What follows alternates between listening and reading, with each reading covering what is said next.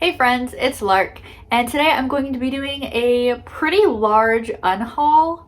I have 23 books that I'm getting rid of. I'm moving in a couple of months, and I just really want to kind of curate my book collection and limit it to books that either I've read and loved, books that I'm really excited about reading. I want my shelves to represent me as a reader and also just my interests. So I'm pretty excited to be getting rid of some of these books. Some of them are a little hard to get rid of, but let's just get into it. Might as well start off with a doozy. I have a bit of a controversial series that I'm getting rid of, and that is the entirety of the Harry Potter series. I did not grow up reading Harry Potter.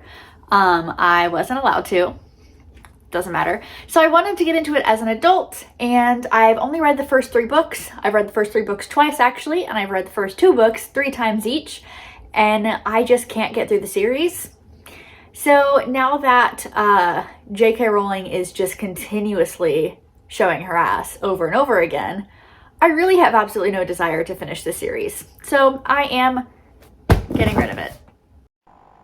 I did just want to pop in real quick and say, just to make sure that it's abundantly clear, that me getting rid of my Harry Potter books is mostly completely separate from me not supporting J.K. Rowling. I've owned almost the entire series since I was 18. I'm mere weeks away from turning 25. I've owned these books for a very long time, and I've never read the series. At this point, I know that I'm not going to, so they're taking up a lot of room on my shelves. I know that I'm not going to read them, so I'm getting rid of them. But also, I don't support J.K. Rowling. But I don't want it to seem like I think that you should get rid of your Harry Potter books because J.K. Rowling is a bad person. No, that's nobody's business but your own. Like, if you already own the books, you're not really supporting her any further. Like, if they're already in your possession, you're not supporting her because you're not giving her anything for something that you already have. But Harry Potter is not a part of my life. Like, I literally only own one Ravenclaw scarf, and it was given to me as a gift. Like, I was given the movies, so I didn't even pay for those. I bought the books a really long time ago when I got them on sale. So, like, Harry Potter is not important to me, so me getting rid of these books isn't really a big deal. I just wanted to make that clear because I don't want anyone to feel like pressured to get rid of their books just because the author is a bad person. Just so we're clear. The next couple of books are ones that I have read and I loved at one point, but I just don't really see myself ever rereading them. I don't think that they represent my taste as a reader, and so I will be saying goodbye to them. The first one I actually really contemplated getting rid of. 1, because I love the cover. 2, I want more queer books on my shelf. And 3, I did enjoy this book, but again, I don't see myself ever rereading it, and it wasn't a 5 stars, so I mean, I don't feel too bad getting rid of it, but that is We Are Okay by Nina LaCour. This is a very short book about a girl who, I believe her grandfather just died, and he was like the only family she had left, and she went away to college and kind of like stopped talking to basically everyone that she knows, including her best friend, who kind of was more than a best friend at one point. I don't really remember a ton. This book was definitely more about like the exploration of emotions than plot. I would say this is more of a short character study than anything. I enjoyed it. I just really don't see myself rereading it, so this can go to a better home. I actually do kind of regret getting this particular copy because I had the really pretty hardcover of it, but then when Nina LaCour came out with like an anniversary edition of one of her other books, I don't remember the name of it right now. I think it's like Hold Still or something. I don't know. But the cover kind of matched this one, but only came out in paperback. And I was like, well, I want them to match. So I did a book trade on Twitter. But now this has, I'm not going to like show you the last name, but it has a last name on the bottom. So kind of brings the value down a little bit. After that, I have a book that I considered to be one of my favorites, not of all time, but like definitely in that list. And that is Alex Approximately by Jen Bennett. This is a YA contemporary romance, and this is basically about a girl who has a friend that she met through an online forum about like for film lovers, and moves to California to be with her dad for the summer, or I think she just moves to California, and doesn't tell her online friend, even though she knows that he lives in California, because she wants to try to scope him out herself and meet him before she actually tells him that she's moved there and they can meet like in person. and ends up working at I think a museum, kind of meets a guy that works there who she really doesn't like.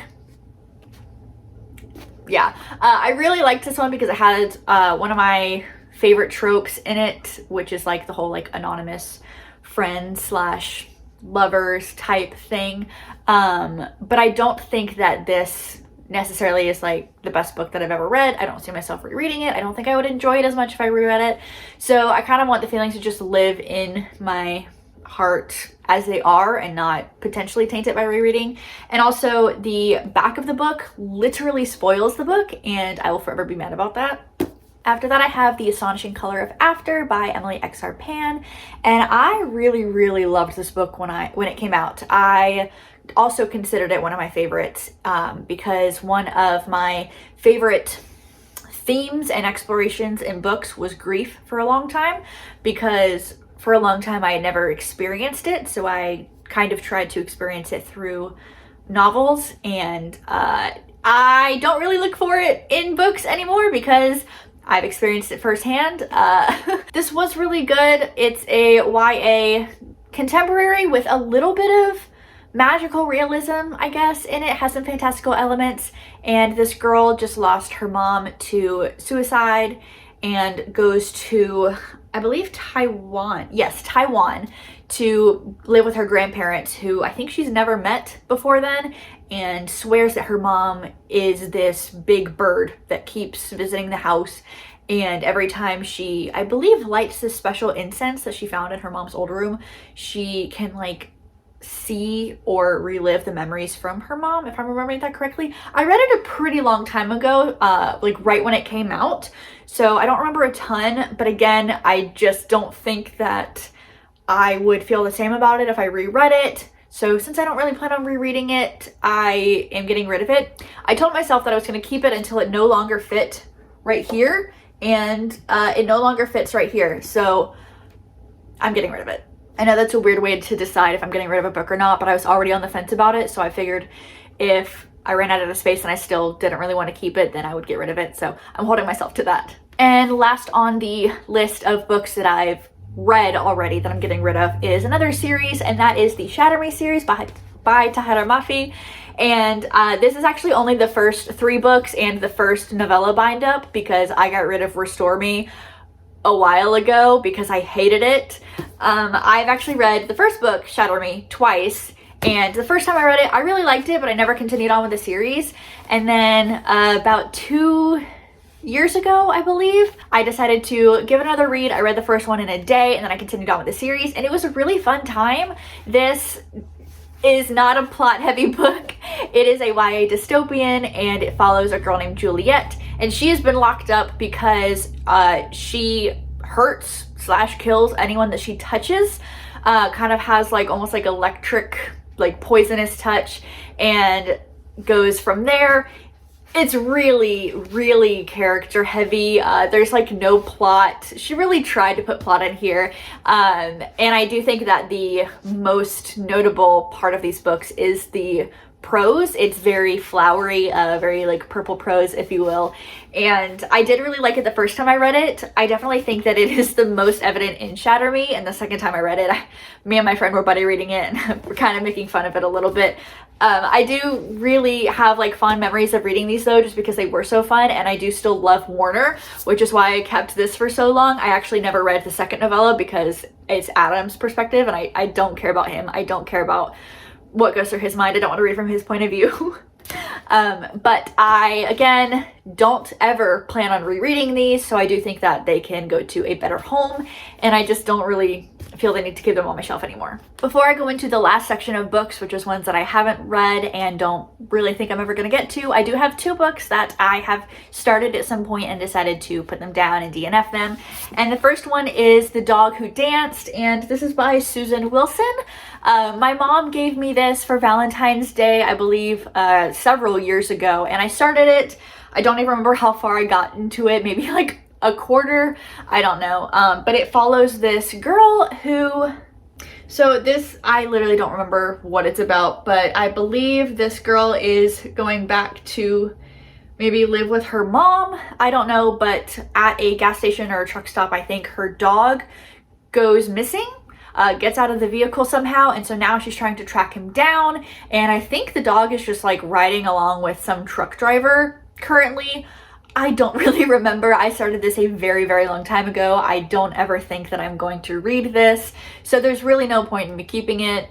Sorry, Mom. And the next one might be a little shocking if you didn't watch the video where I talked about me DNFing this book, and that is These Violent Delights by Chloe Gong. I don't have anything bad to say about this book other than it wasn't for me, and that's okay.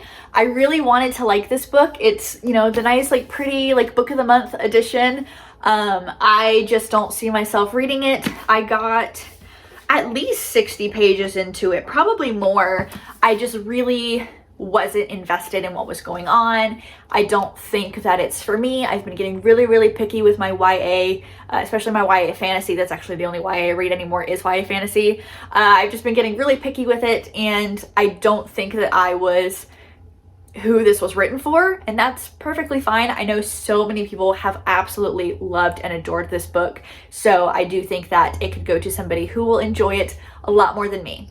The last 7 books are all ones that I have purchased and never read, and at this point I don't think that I will ever read. Therefore, I'm getting rid of them because, again, I don't need them to clutter my shelves. The first one is Falling Kingdoms by Morgan Rhodes. I've held on to this one for a really long time because I really, really genuinely thought that I was going to get around to it. I've heard this described as Game of Thrones for dummies. Basically just YA Game of Thrones. That's literally all I know about it. I don't really know anything else about this series other than that. But I believe it follows like multiple perspectives, multiple kingdoms, I guess. I know that Sam at Thoughts for Tomes, I think is her name. Thoughts on Tomes, that's what it is. And I know that she really, really liked this series, but that the last couple books went downhill for her.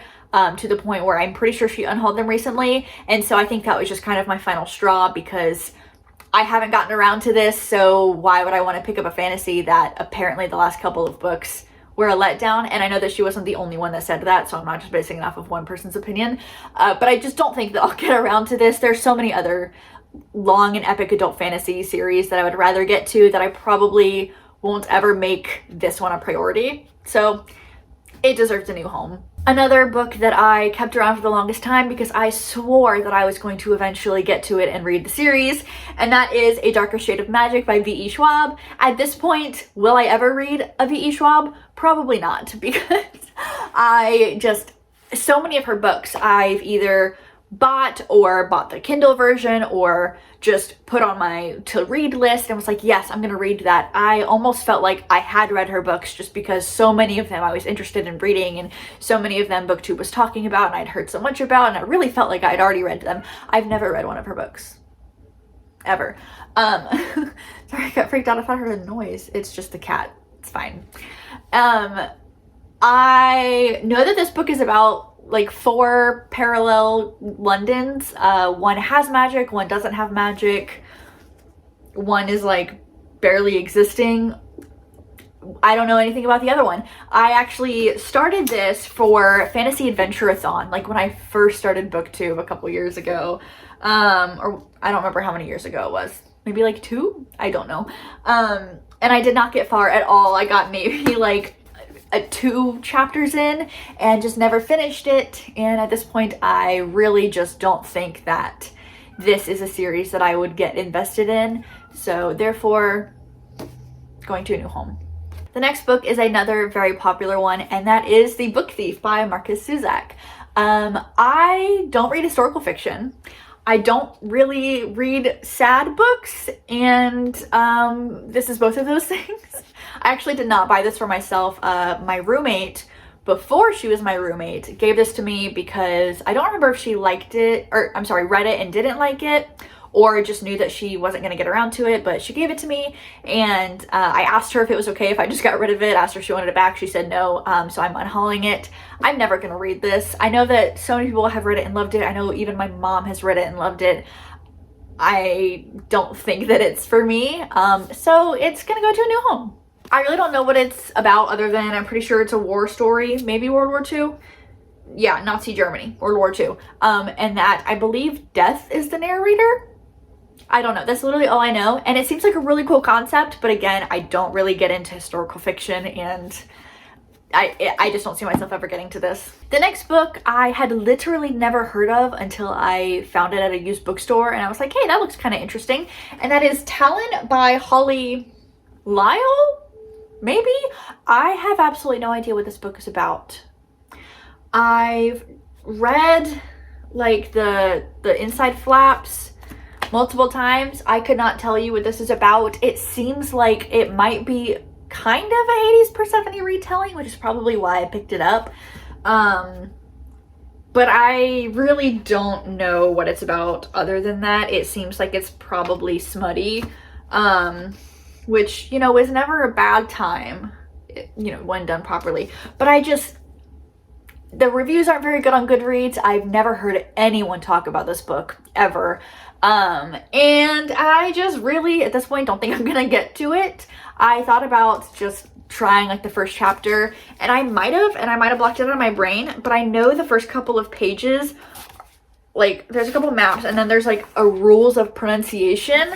And if I can't just read words normally that are supposed to be in our language, that I don't know. Like if they're an actual like different language, then that's completely different. But I don't want to have to memorize a bunch of rules for a language, for a book. Why would I do? No, I'm not going to read this. I'm not going to get to it. I don't feel bad giving it away. I probably spent like $4 on it. Another book I got from a used bookstore is Room, and this is by Emma Donoghue. I never watched the movie, and I haven't read the book, clearly. But I believe it's about this like little boy and potentially his mother that are like living in just like this closed off room. And I'm pretty sure the little boy's been in there like his entire life. I've heard that it's good. I actually got it because Emma at Dearest Emma, and I think her name used to be Muggle Glamour, really liked it. So I bought it because of her recommendation, and I know that my sister listened to the audiobook and liked it a lot, but I just don't think that I'm gonna get around to it. It doesn't seem like a book that I would pick up. Not really like my preferred genre. So again, I probably spent like $3 on this. I don't really feel too bad getting rid of it. The second to last book that I'm getting rid of is Rebel of the Sands by Owen Hamilton. Am I saying that right? I don't know. I got this really pretty hardcover back when I worked at Barnes & Noble. It was in clearance, and I got it for like, I think $2. I had really planned on reading this, but one, you can't find these covers anymore, probably unless you pay like a ton of money, because they did like a redesign of the covers, and I don't like the redesigns at all, and I don't know why they didn't just keep with these, because this is absolutely stunning. I'm obsessed with this cover. I bought it because of the cover, and I've heard that the series is really good, but like I said, I'm really picky with my YA fantasy now, and if I don't want to buy the new covers, I'm probably just not going to read it. And I know that like you shouldn't judge a book by its cover, and the story, you know, has nothing to do with what the outside looks like, but I'm not going to read it. But I do feel kind of bad getting rid of this because like it's so pretty. And the last book I do feel bad getting rid of because I loved the first book so much, and I really feel like it just came to me at the right time, and I still am keeping the first book because it is very near and dear to my heart and holds a lot of sentimental value and just gives me good memories and joy to think about. However, the second book, I'm okay with where it kind of ended. I know it ended like on a little bit of a cliffhanger, but I'm okay with where it ended on the first one, and I don't see myself ever finishing the series. And I also just heard that a lot of the characters act very out of character in this book, therefore I just don't really feel like continuing it, and I don't want to taint my feelings and thoughts about the first book. But without further ado, that is A Heart So Fierce and Broken by Bridget Kimmerer. Her books, I've only read 2 of them. I started this one, but I didn't get very far at all because then I decided that I didn't want to read it. But her books have a special way of coming to me at just the right time. The first book, Curse of Dark and Lonely, and also one of her other books, Letters to the Lost, Both came to me when I was dealing with losing a family member, and just really kind of helped me get through it. One provided the distraction that I needed, another one kind of helped me process my fresh grief in a way that I hadn't processed it before.